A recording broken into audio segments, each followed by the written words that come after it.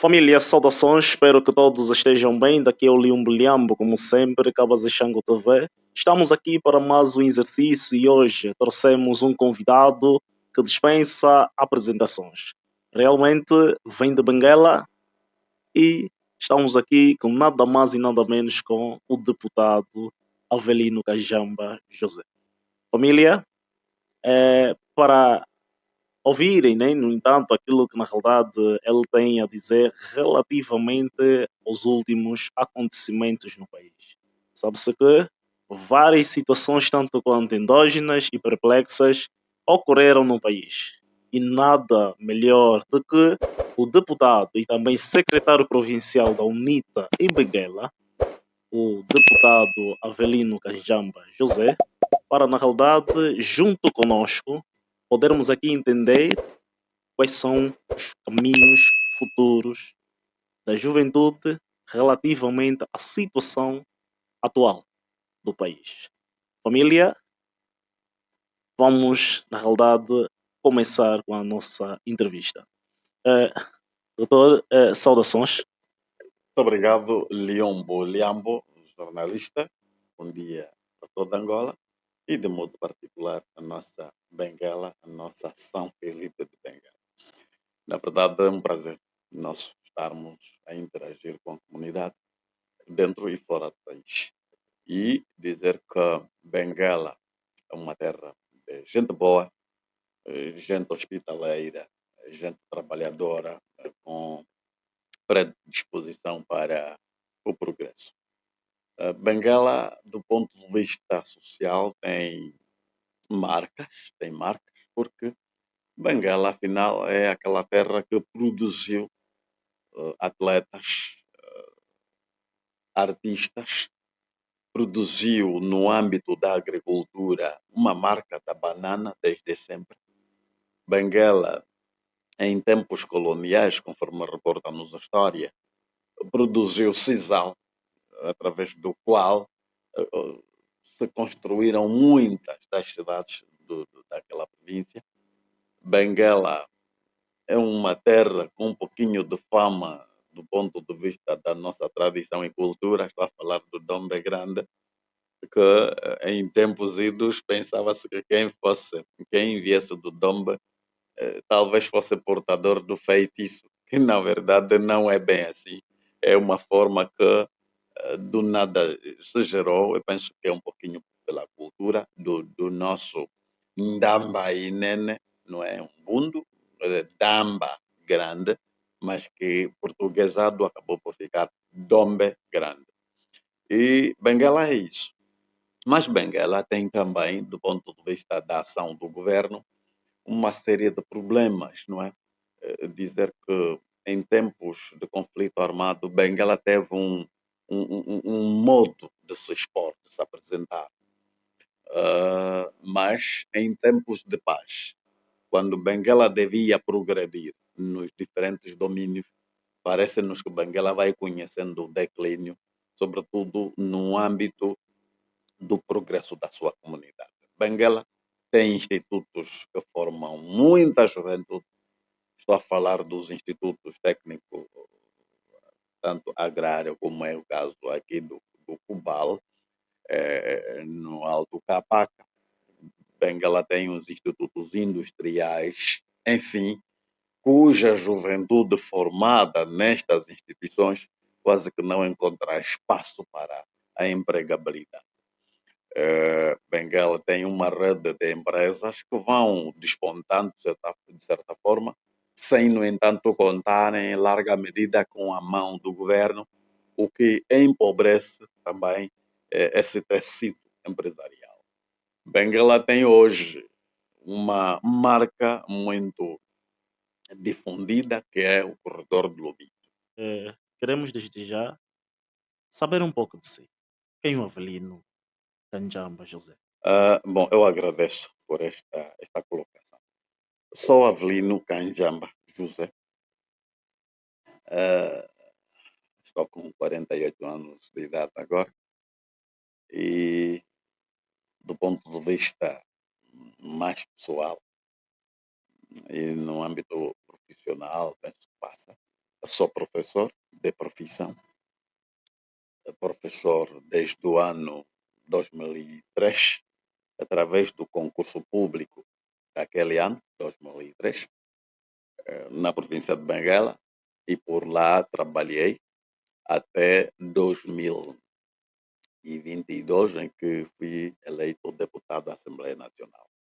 Nesta altura, tenho um mandato de docência suspenso por conta da incompatibilidade funcional entre o professorado e a Assembleia Nacional, para retomar a docência depois que termine o mandato enquanto deputado. Sou secretário provincial da UNITA, em Benguela, mas antes de ser secretário provincial, era secretário provincial adjunto, aí desde abril de 2020 até maio de 2023, em que fui nomeado por despacho das questões do presidente do partido para interpretar a função de secretário provincial da UNITA na província, passo o termo, na província de Benguela.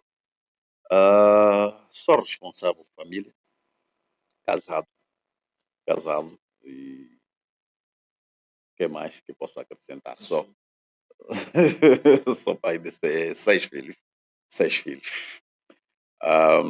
Sou, do ponto de vista da religião, sou membro em plena comunhão da Igreja Evangélica Congregacional em Angola. Eu cresci a interpretar a religião e com uma liderança desde a minha infância, digo, se não mesmo juventude, até a época de casais jovens, que nós na IECA chamamos Sociedade Média Joyce. E então, estando na religião, em algum momento, abracei a política, isto em 2004, no município do Cubal. Por quê? Porque eu concorri na capital da província de Benguela, mas fui colocado a trabalhar como professor no município do Cubal. E aí acabei por conhecer um pouquinho a história dos partidos políticos, li o estatuto do MPLA, li o estatuto da UNITA, e depois cheguei à conclusão que havia um estatuto que se identificava com aquilo que eu era. Eu era muito contestatário, enfim, talvez porque a religião moldou-me a não ser muito falso, a não ser falso, dizer as coisas como são. E esse modo de atender moldou o nosso caráter, de modos que, ao ser colocado num território onde a intolerância política reinava de certa forma, via-me muito contristado. Tinha um certo modo de entender as coisas, mas que na prática pretendia-se me dizer de outra forma, ou dito por outras palavras. Uma espécie de nos obrigar a dizer o que as coisas não são. E eu rejeitava. Mas isto impeliu-me a ter que interpretar politicamente o que significava cada situação. Então, nisto, vou cruzar com o estatuto do MPLA através de um colega professor e vou também solicitar o estatuto da UNITA. Depois de lidos esses estatutos, cheguei à conclusão que o meu modo de vida, o meu modo de ser, o meu agir, se identificava mais com aquilo que a UNITA defendia, que era exigir direitos, que era identificar-se com a realidade. A religião moldou-me a identificar-me com a realidade do próximo. E o estatuto que o MPLA me coloca, tanto me trazia algum contraste se analisado o meu agir em relação à vida, ao próximo e aquilo que eu via. Quer dizer, e vou trazer aqui um detalhe. Em 2004, eu sendo estudante do Instituto Médio de Educação, INE, digo, eu vou para uma atividade de estudantes numa rotunda conhecida como Rotunda dos Cubanos. E então, naquela palestra, assim, em roda, aí à volta da rotunda, eu perguntei ao professor por que aquela rotunda se chamava Rotunda dos Cubanos. E não tive uma resposta satisfatória, mas isso também não foi problema para mim. Só um dos meus vizinhos, e era professor da instituição, que andou conosco, na qualidade de meu professor, estava assim a chamar-me, a fazer uma chacota, a puxar-me de lado para dizer: não pergunta mais, não pergunta mais. Eu penso que ele entendeu que o professor estava com dificuldades de me esclarecer. E pronto, terminou o cenário, terminou a lição. E quando fomos para casa, eu perguntei a ele se, por que tinha que me impedir de saber, porque eu estava a fazer geohistória, geografia e história. Então, se é história, conheço de certa forma a história dos cubanos em Angola. E eu estava na rotunda dos cubanos. Eu perguntei: o que os cubanos fizeram aqui no Cubal para merecerem homenagem numa rotunda? Não tendo havido resposta satisfatória, e então veio a chacota do professor. Isto também ajudou-me a pensar. Aqui parece que seguir o meu professor é aprender a mentir. E eu tinha dificuldades de mentir nestas matérias porque não fui moldado assim. Mas quando fez a pergunta, em certa medida sabia a resposta, ou nem por isso? Não, não sabia. Na verdade, era a chamada rotunda dos cubanos. E dizia o professor: estamos aqui na rotunda dos cubanos, hoje a nossa aula prática é aqui, uma espécie de trabalho de campo, na rotunda dos cubanos. Depois da dissertação do professor, era um momento de perguntas e respostas. Assim é que eu procuro saber o que os cubanos tinham feito pelo Cubal para merecerem homenagem daquela rotunda. Mas isto pareceu, não sei como, para o professor, mas sobretudo para o professor que nos acompanhava. Algo talvez tendencioso da minha parte, enfim. Mas estou a dizer que todos esses aspectos ajudaram-me a pensar de modos que, conhecendo o estatuto do MPLA, porque li através do nosso colega professor, então vi-me também persuadido a ter que encontrar o estatuto da UNITA. E aí fui ao comitê, ao secretariado municipal, encontrei o mais velho, o secretário municipal, na altura, o mais velho Cipriano de Canhama, deu-me o estatuto. Fiquei com o estatuto durante aí uma semana ali, cheguei à conclusão que sim, eu me posicionaria melhor com a UNITA, porque se fosse para o MPLA, em algum momento seria tido como, sei lá, infiltrado ou quê. O meu modo de agir era de exigência mesmo. E tanto mais que estávamos a trabalhar num município onde a dominação dos trabalhadores era evidente, pelo partido, MPLA, no caso. E eu era contra a dominação, porque partia do pressuposto de que, enquanto trabalhador, eu não fui influenciado, não fui beneficiado, não fui recrutado pelo partido, por nenhum partido, mas concorri, preenchi os requisitos que o governo precisou e tive acesso a um contrato entre eu e o governo. Então, aí não vejo, eu não via onde poderia surgir o partido, ao ponto de ter, por exemplo, que me obrigar a tratar o cartão para pertencer a um sindicato, para ser militante, porque era isso que vivi. Quer dizer, venham os documentos para aderir ao sindicato, mas entre os documentos tem lá um outro que é para a militância ao partido, MPLA. E eu pegava nesta documentação, analisava, chegava à conclusão que não, tanto uma como outra coisa não tinha que ver comigo. Assim como eu devia escolher se é ser professor ou não, eu também devia escolher ser sindicalista, fazer parte de um partido ou não. E não era o caso. Não era o caso. A questão era: tu és professor, nós temos a atividade. Dia X, todo mundo para a atividade. Dia X está a chegar o governador com Dipayama, todos os estudantes, vamos receber. Então, eu via isso como um fator de estrangulamento da minha liberdade. Tanto assim é que, quando vou ler o Estatuto da UNITA, cheguei à conclusão: sim, aqui parece que defende-se a liberdade.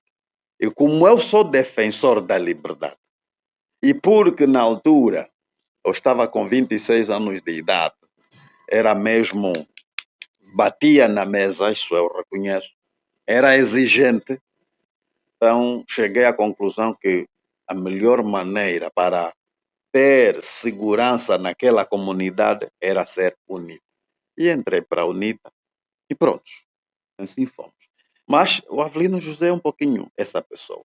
Eu já disse que eu trabalhei durante muito tempo para a religião e por ter entrado para a UNITA, isto valeu-me uma marginalização grande da parte dos dirigentes do governo no município do Cubal, e de modos que nós que trabalhávamos na zona urbana, em algum momento, os meus colegas ficaram por lá a trabalhar e eu vou usar até a expressão, ostracizado para uma zona mais longínqua, no sentido de que, estando por lá, não tivesse a possibilidade de mobilizar jovens. Mas conhecíamos o país e aceitamos o desafio. Então fomos, sofremos todas as represálias possíveis, mas era o dia a dia e porque nós tínhamos escolhido.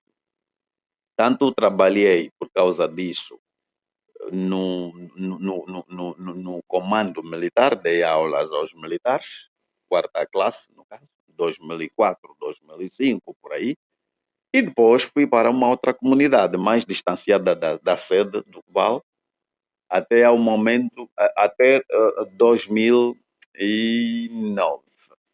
2009, entro para a universidade para fazer o ensino superior, naturalmente, na opção pedagogia, como professor. Procurei desenvolver um pouco mais as teorias que norteavam o agir profissional.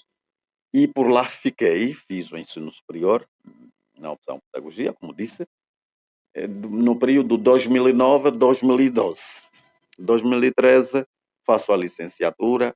Terminada a licenciatura, embarcar novamente para o Cubal, porque durante o período de formação eu ficava 3 dias no interior a trabalhar e ficava 2 dias no litoral para estudar. Terminada esta formação, embarcar, como já disse, para o Cubal, agora para ficar de segunda a sexta, numa comunidade onde não podemos falar de rede para telefonar, não podemos falar de luz, não podemos falar de água potável, senão sobreviver da água do rio ou de cacimba. Esta é a realidade que nós vivemos 2009 até 2019. 2019, em que depois de 3 solicitações de processos de transferência rejeitado, então a quarta vez fui transferido do Cubal para a Benguela e aí me instalei. Pelo menos consegui voltar para junto da família. E 2019, fiquei 2019. Em 2020, fui solicitado pelo então secretário provincial da UNITA em Benguela, o Dr. Jeremias Caundabílio, a ter que reintegrar na posição mais ativa a política da UNITA, já que durante este período em que eu estou a trabalhar na aldeia do Jerequete, no Cubal, não tenho como fazer política ativa porque eu vivo viajando. Tanto final de semana estou em Benguela, de segunda a sexta-feira eu estou confinado numa área onde não há possibilidade de comunicar e não é possível fazer política do meu partido porque aquilo é uma zona de MPLA, etc. E eu trabalho com ensino primário, tanto com todos os castigos possíveis, mas mesmo lá a nossa palavra de ordem é que eu sou quacha, ponto. E vamos vivendo assim. De modos que, regressado à cidade, sinto o convite do Dr. Jeremias Caundabílio e eu reintegro ao secretariado, tanto a UNITA na posição mais ativa, mas, no caso, o secretariado provincial do partido. E dizer também que durante esta fase em que eu trabalho naquela aldeia, sempre que houveram eleições, no meu caso de 2012, 2017, trabalhava como formador de delegados de lista, já na cidade de Benguela, e também coordenador dos delegados na Assembleia onde eu fosse a trabalhar. De resto, era a participação nossa em atividades, sempre que fosse possível, e assim caminhamos. Indicado, tanto nomeado a secretário provincial adjunto por despacho do presidente Adalberto Costa Júnior, trabalhamos 2020 até 2023, a altura em que sou nomeado a secretário provincial da UNITA, em substituição ao Dr. Adriano Abel Sapingala, que já agora está aqui em Luanda, a dar o show dele de todas as sortes e que com muito sucesso. E então assim estamos. Assim estamos. Nesta ótica, como é que vivem os bengueleses? Só para terminarmos, como é que vivem os bengueleses? Vivem de quê? Bem, Bengala tem uma população que vive do comércio, que vive, muitos deles, dos poucos empregos que têm, e, grosso modo, é a vida, não é? A vida no sentido mais difícil, não é? Mais difícil. Como pode saber, Benguela hoje não tem, do ponto de vista da empregabilidade, não tem muitas respostas ao cidadão. Não tem. Benguela tem um tecido empresarial que procura se desenvolver, que, no entanto, não tem a mão do Estado angolano, não tem a mão do governo, do executivo para impulsionar a produção empresarial. Do ponto de vista da agricultura, Benguela não tem grandes diferenças. Tínhamos a nossa banana que não temos hoje, com a qualidade de ontem, senão poucos empresários que arriscam fazer o máximo para manter, digamos, na ordem do dia, a banana de Benguela. E mais do que isto, Benguela vai tendo de tempo a tempo a estiagem, não é? Porque os chamados camponeses, camponeses são aqueles que trabalham na base das chuvas e que em tempos como hoje, agosto, não há chuvas, então a produção também está em queda. Enquanto nós vamos defendendo desde algum tempo para cá a necessidade de uma agricultura mecanizada. Porque por Benguela nós temos o nosso cavaco, o rio Cavaco, que é sazonal, mas que tem tanto com um lençol d'água no seu subsolo, que poderia alimentar em larga medida a produção agrícola. Benguela tem o rio Catumbela, com as águas a morrerem, passo termo, no mar, e que nós vamos defendendo que o ideal seria que antes de todas essas águas alcançarem o mar, parte delas deviam irrigar as terras a partir daqui da região de Caluquembe, que é a província da Huila, não é?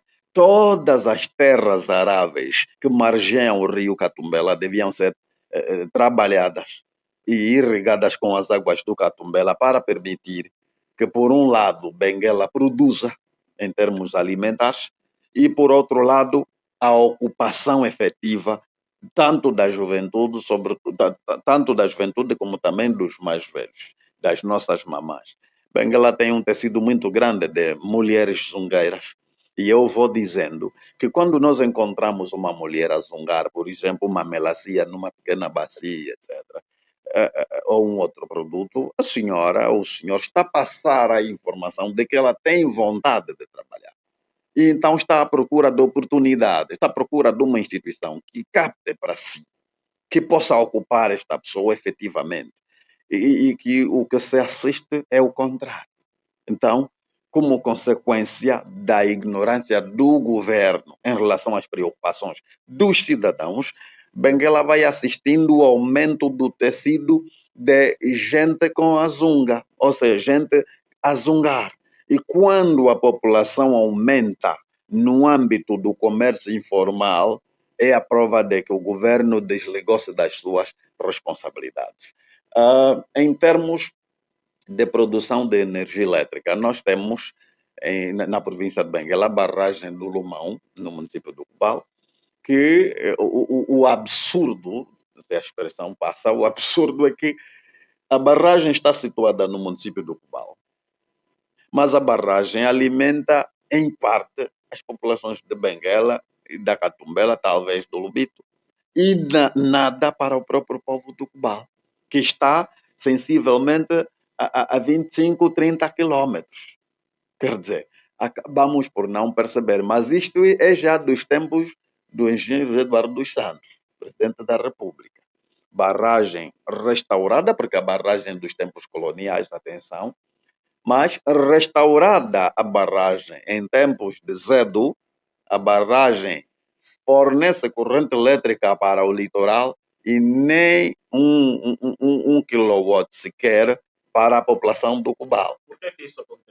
Bom, porque, ao que entendemos, porque o governo de Benguela, por um lado, pensava que a população do Cubal talvez não tivesse capital para custear, para assumir os custos com o consumo energético.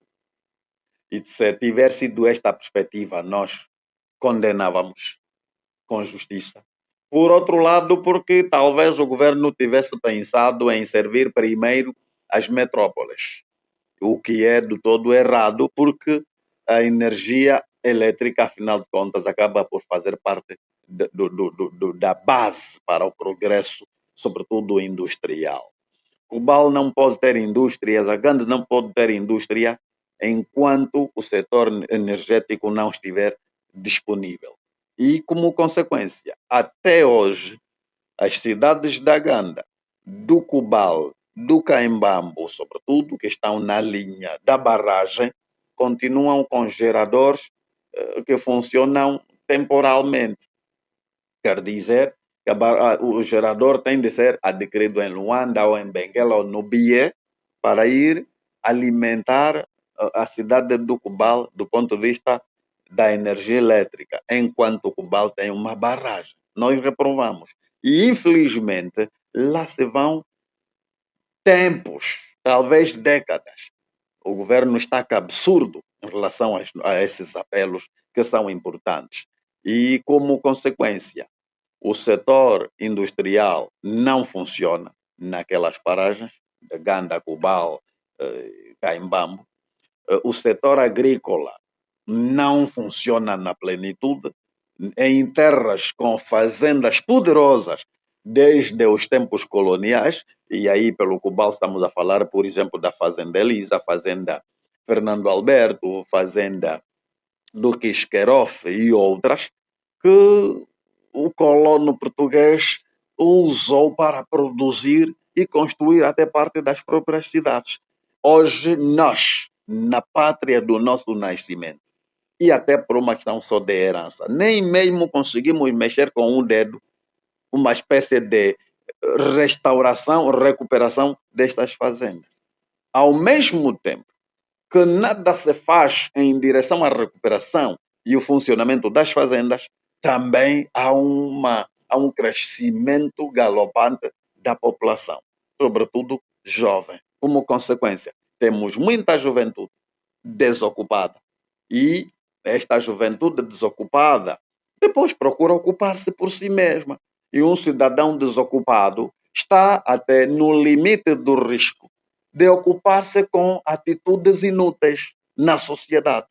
E o governo depois trata esses de delinquentes, arruaceiros. E nós reprovamos.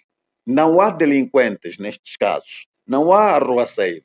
Não há marginal. Há sim um desocupado que, porque para se comportar o homem tem que agir, ele age da maneira que lhe convier.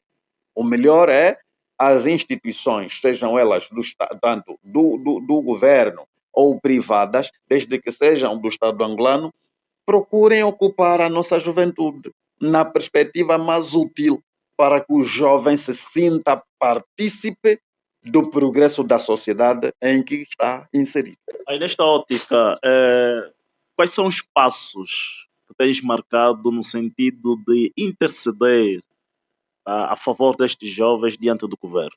Bom, nós fazemos o debate e aqui mesmo neste diálogo estou também a passar as ideias a quem interpreta a circunstância governativa. Nós fazemos o debate, nós visitamos as estruturas do governo, nós colocamos as nossas ideias. Agora, o problema é se quem nos ouve tem a consciência de aprender a ouvir para materializar. Que infelizmente nós temos em Angola, e no caso particular de Benguela, uma governança que está virada para a ideia de que tudo que vem de fora do MPLA passa a tangente. Ou seja, as opiniões podem ser brilhantes, mas se não vêm dos CAPs, essas opiniões não têm poder de aplicação. Não podem ser aplicadas, digo. E quando as opiniões vêm dos comitês de ação do MPLA, mesmo que sejam elas doentias, podres, enfim, mas merecem todo o aplauso, sobretudo quando são ideias que partem do Palácio da Cidade Alta. E então o que é que fica depois é o vício de dizer, como disse o camarada presidente, está a falar do presidente da República, como se tivesse dito tudo de bom, quando de fato nem tudo que se pensa no Palácio da Cidade Alta é útil para todo o território de Angola, porque cada território tem sua especificidade, tem a sua realidade, e se as políticas daquele Estado são gizadas por habitantes do próprio território, essas se encaixam melhor. Infelizmente, os nossos irmãos que nos desgovernam estão alinhados com a política de que as políticas gizadas num palácio da Cidade Alta são as melhores. Nem sempre. Nem sempre. E por isso que durante muito tempo nós abraçamos a abordagem da autarquia.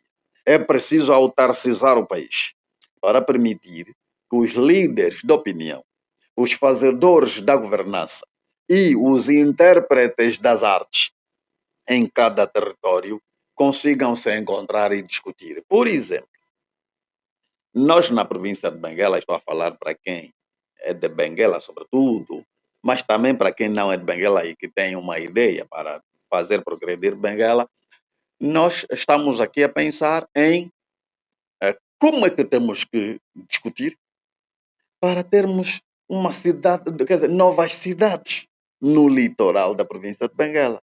Porque a nossa São Felipe de Benguela é velha. A estrutura é velha. A estrutura é colonial. O mesmo se faz em relação às cidades do Lubito e daí do interior da província. Tanto é responsabilidade da juventude de hoje, porque é esta que vai para além, é responsabilidade desta juventude, dos arquitetos, enfim, acadêmicos de várias ordens, sentarmos à mesa para discutir que cidades queremos.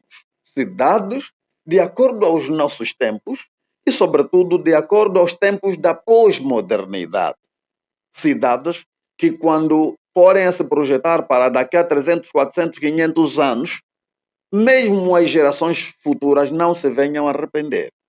Isto é debate, isto é que é necessário para a juventude de hoje. Para não termos que ficar magros no pensamento, não termos a pequenez de aplaudirmos pequenas, passo o termo, pequenas iniciativas do governo que, ao invés de nos trazer as grandes cidades como Quilamba, por exemplo, traz-nos as centralidades que nós temos na província de Benguela. Quer dizer que em sociedades mais emancipadas são bairros, são vilas. Mas o nosso governo de Benguela tem aquilo como as grandes centralidades em que tanto os governantes quanto há alguns governados é por lá que se empurram, que para conseguir até uma residência de 3 quartos é preciso milhões de rezas. Isso é pobre, isso é miserável. Tanto nós estamos a convidar os acadêmicos, a juventude de Benguela, aqui, para a necessidade de um debate amplo, de discutirmos como é que temos que trazer cidades do nosso tempo. E o que é que eu digo? Eu vou passar adiante nessa iniciativa, vou ao encontro dos fazedores de opinião, nas suas diversas especialidades, em termos de formação, para discutirmos isso. De modo que o próximo ano será, portanto, 2026 é pré-campanha, ou depois disso temos 2027 e com certeza nós vamos liderar as iniciativas e com a liderança do presidente Adalberto Costa Júnior, a UNITA é poder, mas não é a UNITA que vai governar, são os angolanos. A UNITA vai apenas passar adiante para indicar os caminhos. Os angolanos, grosso modo, vão liderar, vão governar e nesta altura, nós, Benguela, os acadêmicos de vária ordem em Benguela, têm de cruzar com a nova governação, não é? Tendo na sua algibeira um projeto arquitetônico. Estou a dizer que até a UNITA chegar no poder, tanto em 2027, a juventude de Benguela, os cidadãos de Benguela, os acadêmicos de Benguela, têm de apresentar ao presidente Adalberto um projeto. Senhor presidente Adalberto, a nossa Benguela é vasta, o nosso projeto arquitetônico é este, o que nós queremos é isto. E caberá ao presidente da República naquela altura, o presidente Adalberto, quiçá, mobilizar empresários para a materialização daquele projeto. E nós, os benguelenses, os pensadores, os senhores do debate, com os nossos pequenos meios, vamos cuidar de adquirir residências nessa cidade. Isto é que é debate. O que é que isto depois traz? O empresário os empresários, digo, que vão investir, vão produzir renda financeira, progresso econômico das suas empresas, e nós, cidadãos necessitados na matéria de residências, vamos adquirir as residências pagando e isto gera um duplo efeito positivo. É progresso econômico para os empresários e é progresso para os cidadãos do ponto de vista da qualidade de vida. O mesmo se faz em relação aos projetos agrícolas. Nós vamos liderar a iniciativa dos agricultores por Benguela para que, com o surgimento do novo governo, um governo despido, de certa forma, das paixões da corrupção, das paixões do nepotismo, das paixões do desvio de fundos, um governo virado para a realização do cidadão, que não será um projeto fácil, mas valerá a pena começar. Então, com este governo, nós, a juventude de Benguela, vamos cruzar não de braços cruzados. Nós vamos pensar agora, vamos discutir agora, vamos elaborar projetos agora para que, em sede do novo governo, nós participemos não só com as nossas ideias, assim, oralmente discutindo, mas com projetos elaborados, para, por via disso, persuadirmos o governo a ter que realizar. E estamos convencidos de que, grosso modo, não será a responsabilidade só do governo, porque, no final de contas, caberá ao governo mobilizar empresários pelo mundo afora. Penso que é assim que se construiu a cidade do Dubai, Emirados Árabes Unidos, que nem tudo é de capital local, mas a captação de empresários de várias ordens pelo mundo afora para interesses concretos locais funciona. E então nós queremos impelir o nosso pensar, o pensar da juventude benguela nesse sentido. E sim, desta forma, nós vamos a tempo de aproveitar no máximo e pela positiva o corredor do Lubito. Portanto, esta é a nossa abordagem e é nesse sentido. E nesta ótica, já falamos de Benguela, realmente. Eu gostaria de saber de si qual é a sua visão relativamente aos últimos acontecimentos. Depois do 28, 29, 30 de julho, houve situações tanto quanto drásticas no país. E a avaliação do governo, primeiro, acusou as redes sociais de incitarem a violência e o terrorismo, depois mudou-se a narrativa Vimos deste último Conselho da República de Angola, onde na realidade imputou a responsabilidade ao seu partido, UNITA, de estar a incitar o terrorismo e a violência no país. Qual é a tua visão? Qual é a tua opinião relativamente a isso?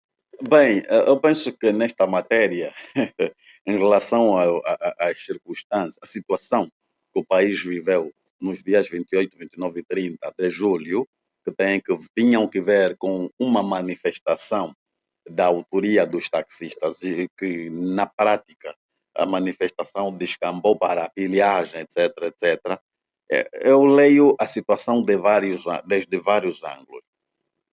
Uma primeira interpretação é que a manifestação é um direito e a manifestação ao nível da Constituição está bem colocada, manifestação pacífica e sem armas. Os taxistas fizeram uma manifestação pacífica e sem armas, conforme o espírito da Constituição. Não traziam armas. Deste ponto de vista, a manifestação foi legal. Foi legal. Um outro ângulo é que, bom, se a manifestação comunicada ao governo e que foi realizada sem armas, conforme o espírito da Constituição. E aqui ressaltar que os cidadãos demonstraram maturidade. Lamentavelmente, esta manifestação descambou para situações em que ninguém gostaria de voltar a atravessar. Porém, a pilhagem que veio a ocorrer foi apenas a demonstração de que, afinal, num país do presidente da União Africana, a fome não é relativa. Não, o presidente da República dizia que a fome era relativa. A pilhagem veio lhe provar que a fome não é relativa. A fome é absoluta. Uma vez fome é fome. Não há sabedoria diante da fome. E de modos que ficou claro, mesmo os homens da farda, alguns aproveitaram a ocasião para também carregar pacotes, enfim, caixas de massa, etc, etc. Sob o olhar de toda a gente. Afinal, a fome não é relativa. É absoluta. E também essa pilhagem veio provar o quanto o sistema de segurança no nosso país falhou. Os serviços de segurança falharam. Não conseguiram se antecipar ao cenário. Não conseguiram interpretar fielmente o que significava aquilo. E, como consequência, se de facto serviram de conselheiros ao presidente da República, induziram o presidente em erro. O presidente chegar à conclusão de que a culpa é da UNITA. Quer dizer, o presidente já não cuidou do país, já descuidou-se das suas responsabilidades, ainda duplica o efeito negativo, acusando a quem de facto não tinha nada a ver. O que é que fica? Perder tempo. O presidente perde-se outra vez.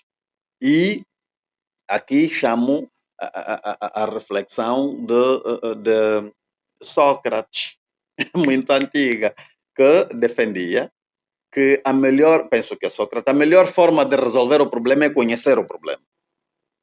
E o presidente da República não quer conhecer o problema realmente. Não quer localizar a verdadeira causa. Quer esquivar-se da causa para procurar bodes expiatórios. Vai errar novamente. E qual é a verdadeira causa neste caso? É a fome. O povo tem fome. O povo não quis esperar.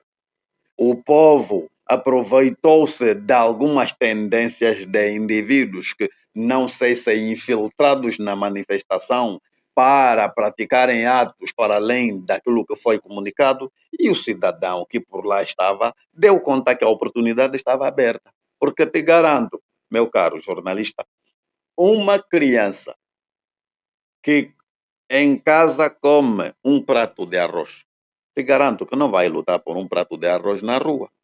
Não. Porque ele não tem necessidade. Quem tem o mínimo não precisa arriscar enfrentar a polícia para ter o mínimo que já está em casa. Não. Só foi para aquela luta quem não tinha nada em casa. Ou seja, havia alguém que preferiria morrer à bala do que morrer à fome. E é o que se viveu. Uma algazarra total. nas províncias de Luanda, do Ambo, de Benguela e por aí afora. Um exemplo péssimo. Mas péssimo como? Péssimo do ponto de vista da governança do presidente João Lourenço.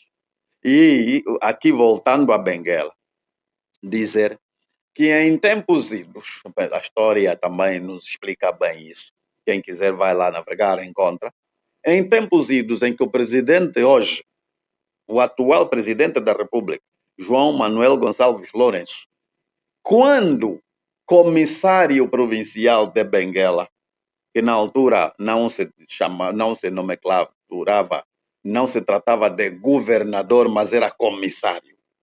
Já há algum tempo o povo de Benguela passou por uma fome fora do controle, por uma situação catastrófica. Isto no mandato dele como comissário? Enquanto comissário provincial. Os benguelenses mais velhos sabem.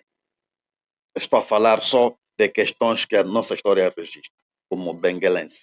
Tanto já enquanto comissário provincial. Durante uma fase, os benguelenses passaram muito mal no âmbito da fome, no âmbito da falta de respostas à fome, à escassez alimentar. Por que razão? Eu penso que os mais velhos sabem explicar melhor, mas esse registro está lá. E hoje, presidente da República, parece-me que os factos são teimosos, porque a situação se repete. E na perspectiva nacional, o que é, ao invés de ser triste apenas, devia ser para nós, angolanos, mas também para o próprio presidente da República, motivo de reflexão. O que é que se está a passar? Caro jornalista, eu durante o tempo em que trabalhei como líder religioso, aprendi a interpretar a Bíblia. E não é esquizofrenia isso, estou a dizer. É fruto da compreensão que tive da Bíblia. Uma compreensão fundada não só na Bíblia, mas também na vivência, no dia a dia. Em algum momento eu chegava à conclusão que há coisas que ocorrem nas nossas vidas e não ocorrem por acaso. E se emigrarmos, pelo menos ao nível das ideias, para a era dos reis em Israel, vamos encontrar histórias de que quando Deus não se identificava com um determinado rei em Israel antigo, o povo sofria. Deus castigava aquele povo, inclusive o próprio rei. E quando eu olho para essas realidades, transporto-as para o nosso contexto, encontro o presidente João Lourenço a interpretar a circunstância governativa no âmbito nacional. E depois vou encontrar a história de que quando era comissário provincial, já em algum momento o povo de Benguela passou a fome, eu faço a minha interpretação. Quem quiser também faça a sua. Qual é a tua interpretação? E aí o presidente da República também pode fazer a interpretação dele. Eu creio em Deus. Eu creio nas coisas intocáveis. E eu acredito e afirmo, a minha interpretação é, quando Deus não te quer, você pode ser líder. Na prática, as circunstâncias vão revelar que a sua liderança não está identificada com o dono do povo, que é Deus. Quando não é da vontade de Deus, as circunstâncias se revelam. Porque uma liderança assegurada por Deus não tem essas surpresas. O povo é feliz. Numa liderança assegurada por Deus, o povo é feliz. Isto não é de debate. Isto é de recurso à história bíblica. Recorramos à história. Se quisermos nos identificar realmente com o pressuposto de que não vim por acaso, eu tenho uma origem. E se concordarmos que a nossa origem marca-se com a teoria criacionista, quer dizer que nós fomos criados por Deus.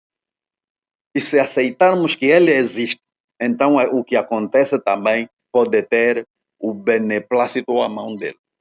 Logo, se o povo tem uma origem que é Deus, este povo tem de ser dirigido de acordo à vontade dele e não de quem dirige. E quando o povo for a ser dirigido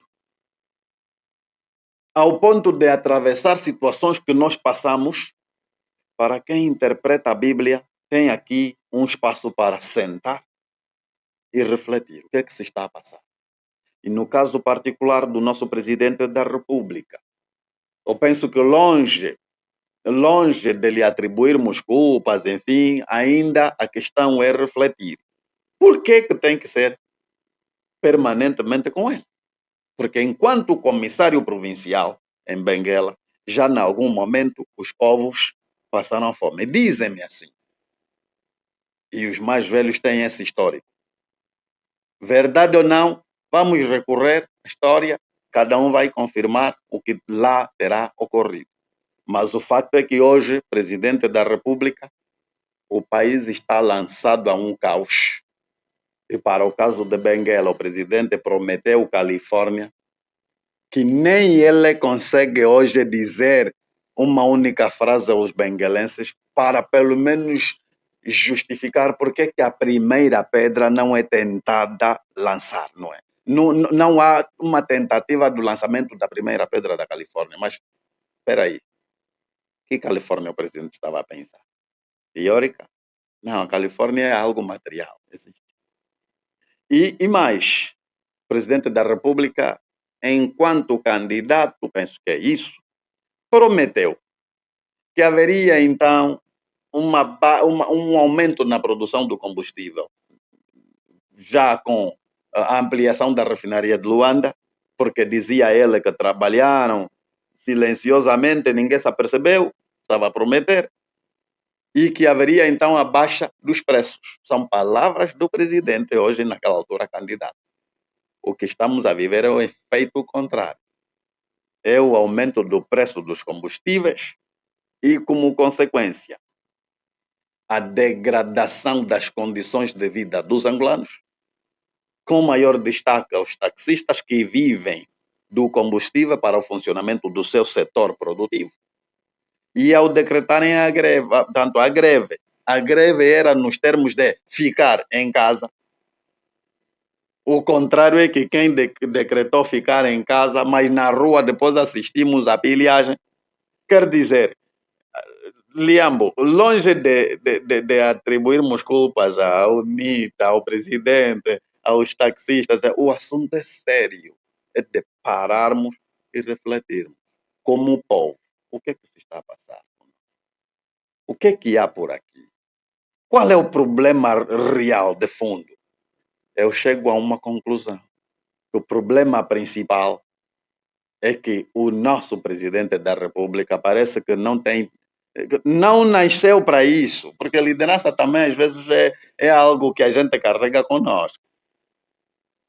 Liderança às vezes é um pouquinho disso. O tato de conduzir homens muitas vezes é atribuído a alguém, não por vontade própria. Está a forçar o guião? Para si, está a forçar o guião? Eu penso que ele precisa refletir sobre a trajetória dele. Se calhar podia fazer melhor algumas coisas do que presidir um país como o nosso. Tá bom. Já estamos quase no fim. Eu queria que terminássemos com a situação da NATA, a situação das prisões arbitrárias. E neste preciso momento temos alguns presos políticos, neste caso ativistas, que estão presos. E ultimamente está a haver detenções de jornalistas e também dos líderes das associações dos táxis. E o SIC promete que haverá mais detenções.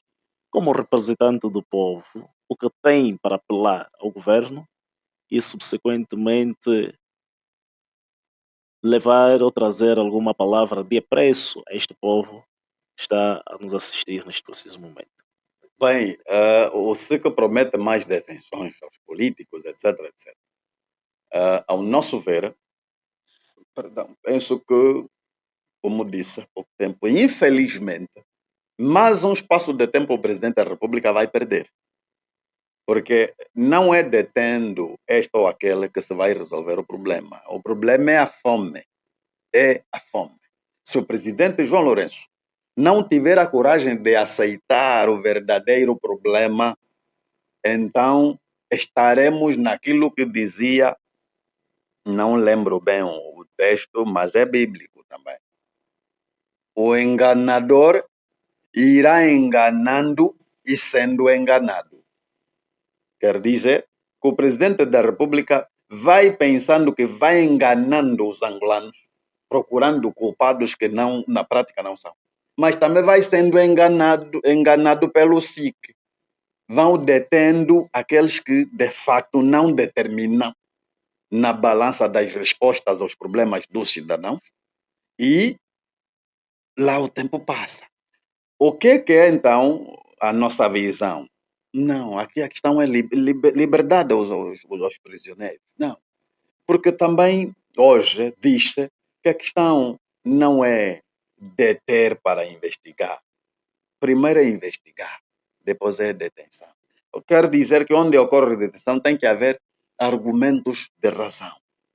Diferente da nossa realidade, em que já temos uma sociedade efervescente do ponto de vista do conflito e temos um histórico, atenção. O que fica? Em 1961, estou a falar do 4 de fevereiro, 1961, não é? Aqui mesmo nas cadeias de São Paulo, não é? Enfim, é a própria história, é a história que o próprio MPLA nos trouxe também, que as katanas funcionaram. As katanas foram úteis para libertar os prisioneiros de Luanda. O MPLA trouxe isso para os angolanos, chamando isso para si como seu protagonismo. O MPLA não se deu conta que estava a passar para os angolanos a ideia de que quando por via pacífica não funciona, por via da agressão a coisa passa. E então, a luta de ontem contra o colono português visava a liberdade, sobretudo. E a luta de hoje também visa, sobretudo, a liberdade. Porque o que nós não queremos no nosso país é continuarmos a ser perseguidos, detidos assim, sem causa formal. Tanto o que está em causa é a liberdade, para com a nossa liberdade sermos donos e senhores do nosso destino. E é isto que o MPLA nega, porque o MPLA substituiu-se na política colonial de pensar que o governante é o senhor e chefe, ponto. E que os subditos não dizem, não determinam. Só que nós não queremos mais ser subditos. Não queremos ser patrícios na pátria do nosso nascimento. Os nossos antepassados e passados não lutaram para isso. Ora, e o que fica? O que eu estou a ouvir aí então nos corredores? Quer dizer, 1975 pilharam, foi bom, foram heróis. Hoje a juventude está a pilhar, são arruaceiros, são criminosos. Espera aí. Onde é que está a ruptura entre a sociedade que combateu o colono e essa? Somos os filhos dos que combateram o colonialismo português, certo? Se somos os filhos dos que combateram o colono português, se os nossos pais, ao combater o colono português, usaram as katanas, passaram-nos o legado. Se os nossos pais, ao combaterem o colono português, procuravam alcançar a liberdade em Angola, passaram-nos o legado. Se os nossos pais combateram contra o regime dominador português, porque não dava espaço para que nós nos realizássemos na pátria do nosso nascimento, passaram-nos o legado. Hoje, nós somos herdeiros e co-herdeiros das práticas dos nossos pais que combateram contra o colono português. Portanto, nós herdamos de Njinga, de Equiqui, de Mutuyaquevela, de Mandume e de Mufaio, e enfim, de outros. Herdamos o legado de que quando as liberdades estão em causa, a luta é a via a seguir. Com isso, então, Kanjamba está a apelar à luta de maneira nenhuma. Estou a dizer que o homem na face da terra, em defesa da sua liberdade, é capaz de aderir a qualquer prática. O que se recomenda para o governo de Angola é o discernimento correto dos fatos. Se quisermos ser povo com honra nos anais da história e no contexto das nações, haja da parte do Palácio da Cidade Alta o discernimento correto dos fatos. Fazer aquilo que em ciência se chama epistemologia. Avaliar o que significam as coisas, o que são as coisas. E aí sim, o presidente João Lourenço, a sua equipa e outros setores vão conseguir se reencontrar e, portanto, erguerem-se as bases para uma angolanidade genuína. De contrário, é o presidente que promete aumento da produção de combustível, que na prática é aumento dos preços e inflama os ânimos da sociedade. É o ministro do Estado, o chefe da Casa Civil, que prometeu autarquias em Cabinda em 2018 e que na prática até hoje estamos em 2025, quer dizer que para o ministro do Estado, o chefe da Casa Civil hoje, ainda continuamos em 2018, porque não entramos para 2019, ou se então seriam para 2020, ainda não chegamos em 2020, mas sob o olhar de todos os angolanos, já estamos em 2025 e, portanto, o projeto autárquico ficou completamente ultrapassado. É a nova divisão político-administrativa que não estava na ordem do dia, que de repente entrou para o debate e já está a vigorar.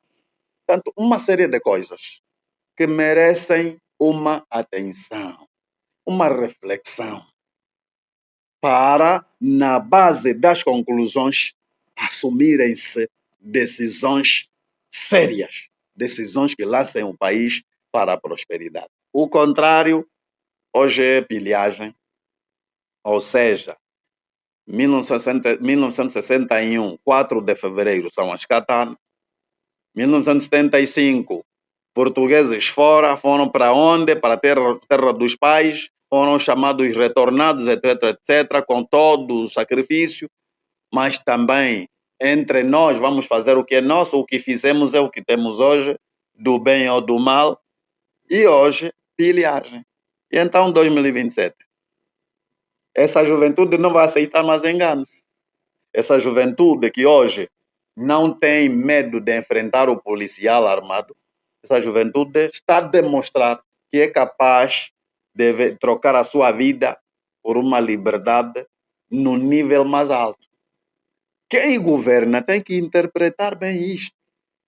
Não deve perder-se nas detenções, porque sim, vai inflamar os ânimos, porque está a deter um cidadão que o SIC pensa que pode ser um dos culpados, mas esse cidadão está ligado a uma rede de familiares que, do ponto de vista da resposta do governo, quase que nada beneficiam. Ou seja, o governo, que já não responde às preocupações dos cidadãos, ainda está a recolher o vice-presidente da ANATA, que trazia o pão em casa. Este governo, se pensa que está a resolver um problema, está a inflamar os ânimos de toda a rede de famílias deste vice-presidente da ANATA.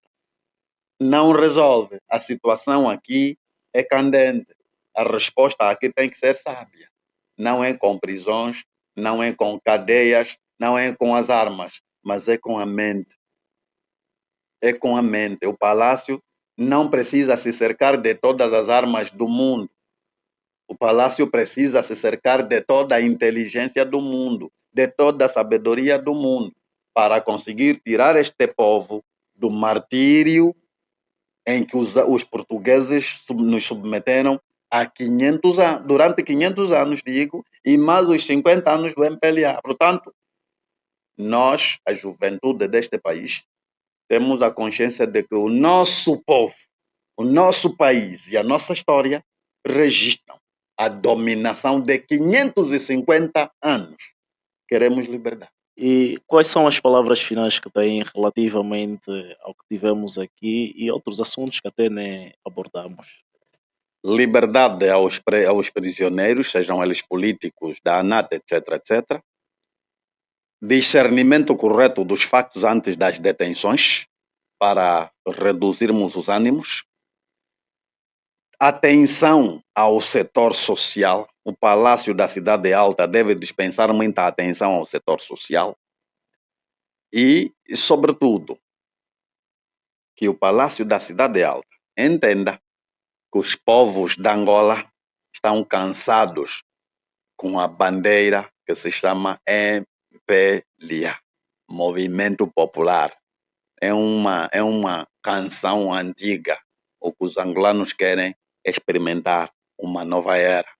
E os angolanos, nestas lides, conhecem o presidente João Lourenço, conheceram o presidente José Eduardo dos Santos, mas também conhecem o presidente Adalberto Costa Júnior. Então, os angolanos comparam as abordagens e chegam à conclusão que, se calhar, com o presidente Adalberto, a coisa seria melhor. Daí, todo o apoio a ser declarado em relação ao presidente Adalberto Costa Júnior. E nós, seguidores, intérpretes e fazedores da política na linha do presidente Adalberto Costa Júnior, estamos aqui para dizer: vamos juntos, vamos abraçados, vamos andar de modo determinado, porque aprendemos e disse-nos Deus no livro de Eclesiastes: nada é eterno.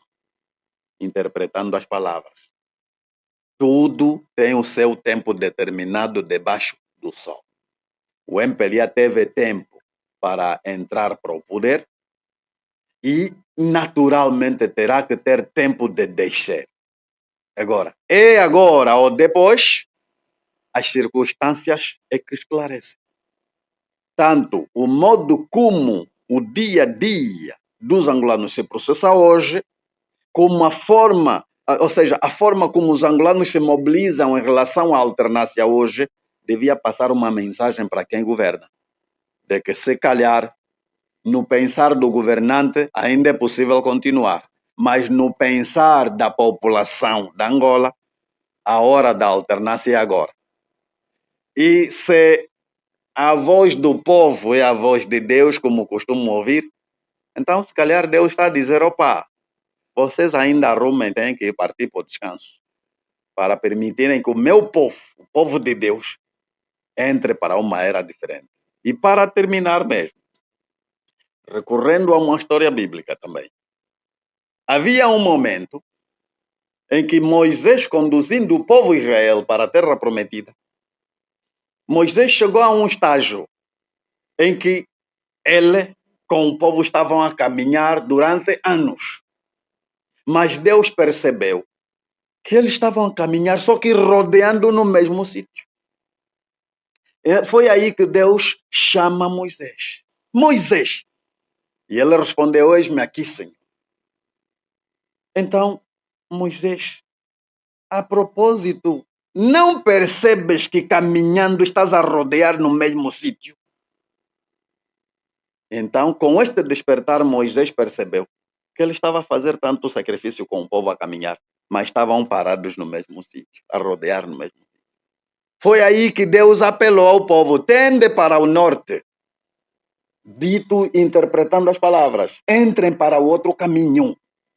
É o mesmo que se coloca em relação aos angolanos hoje.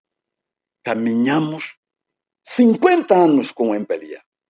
No final de contas, estamos no mesmo ponto.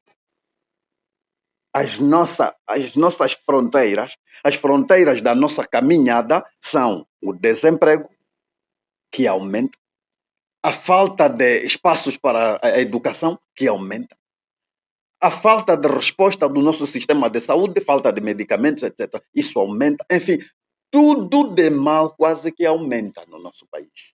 Estamos com o governo a pensar que está a trabalhar no máximo, com o presidente da República que vai alocando mais verbas, se for o caso, mas o país está no mesmo estágio. E a reclamação do cidadão também é permanente. Nisto, o apelo de Deus é: angolanos tendem para o norte. Ou seja, Deus está a dizer: mudem ainda de perspectiva. Porque vocês estão a caminhar, sim, mas estão a rodar no mesmo monte. O monte, naquela altura, era o Monte Seir. E hoje, em Angola, no nosso caso, estamos em volta do MPLA. As pessoas vão, voltam. Talvez isso vai funcionar e nunca funcionam. 50 anos. Está na hora de sair do Monte Seir e avançar para o norte. E no caso particular, os angolanos entendem que está na hora de abandonar ainda o movimento popular. Se calhar o movimento popular é um movimento que não tem destino, é popular. Uns sobem, outros descem. É preciso entrar para a união nacional. União nacional. Para a independência total da nossa Angola. É a UNITA, com o presidente Adalberto, na base do pensamento de Jonas Malheiro Savimbi, que é recusado hoje ao nível da homenagem, mas que segura e, felizmente, vive nos corações de milhões de angolanos. Muito obrigado. E a família, realmente acabamos aqui a nossa entrevista. Podemos, na verdade, colher muitos subsídios relativamente a várias situações que acontecem no país, em particular em Benguela. Família, nós terminamos aqui. Esperamos que pela próxima esteja ali conforme estivestes, mas no entanto, nós agradecemos pelo carinho da vossa audiência. Somos a Cabas e Xango TV, eu sou Leon Bilhambo, estamos juntos, fiquem bem, ou melhor, se ela no bombote. Quem é o presidente que faz isso?